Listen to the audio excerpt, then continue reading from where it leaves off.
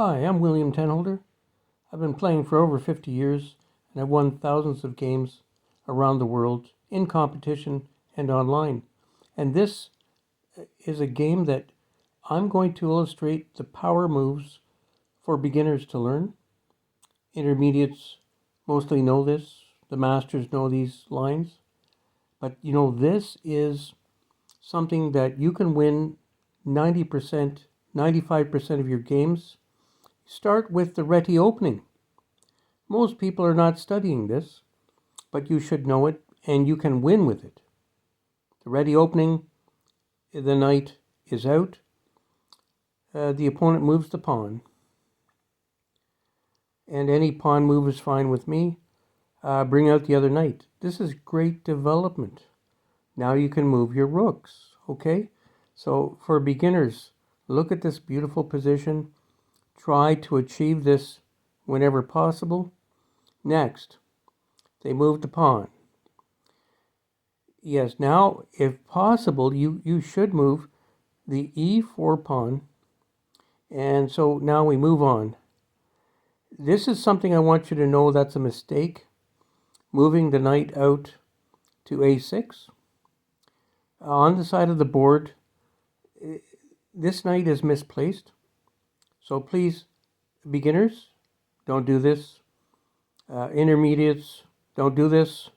Grandmasters may do it because they could do anything.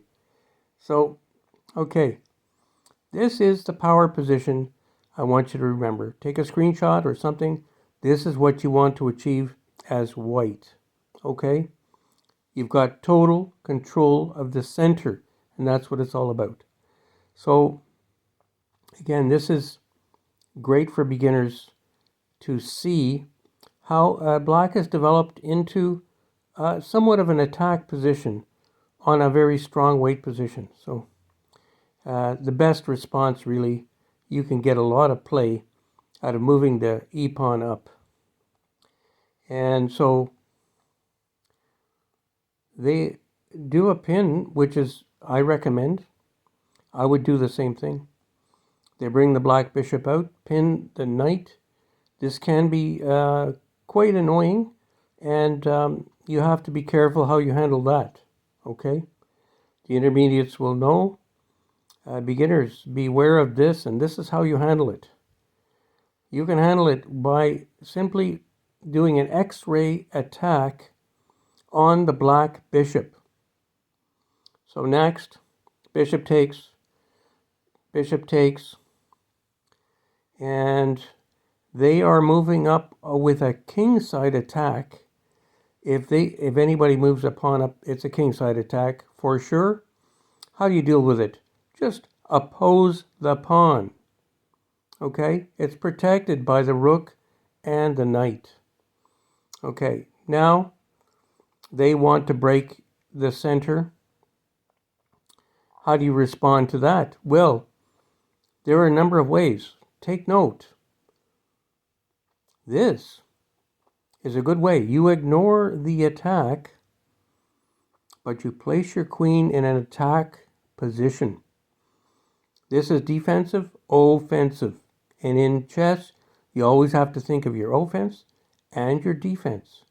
So they took this as an attack on the knight. And now you can see why the knight move in the beginning was a mistake, right? They've moved the knight back, worried about an attack on the knight. Now, check by the queen. This is something that they overlooked. And this is something, all beginners, please take note. You have to close the door on the queen. You cannot leave an open door like that, okay?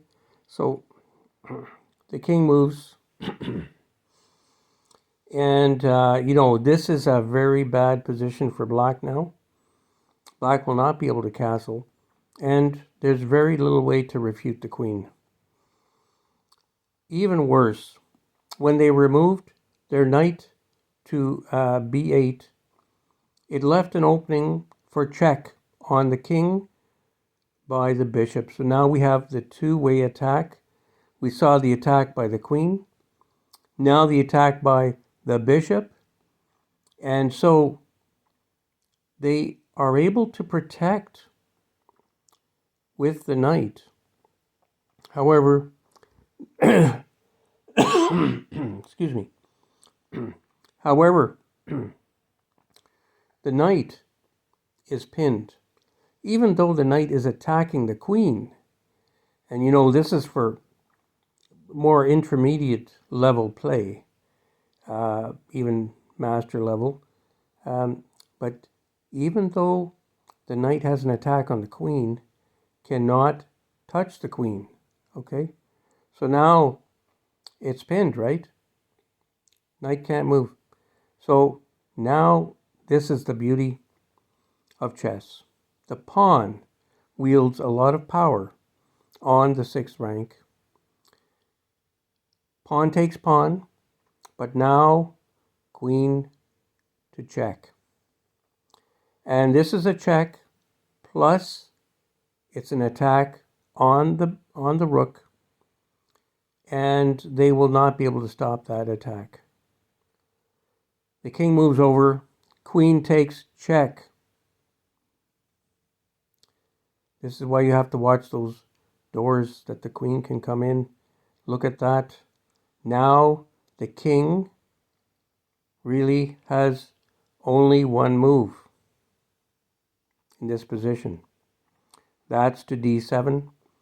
And if the king moves to d7, it is simply knight to e5, checkmate. So this is a great little game for the beginners. It'll be interesting for the intermediates and fun to watch for the masters, grandmasters. But you know, there's a lot to learn from this game for the beginners. So please take note. Try to use the Reti opening. You'll win a lot of games if you play the way I showed you in this match. Good luck with your chess. Win lots of games. I'm William Tenholder. Have a good evening.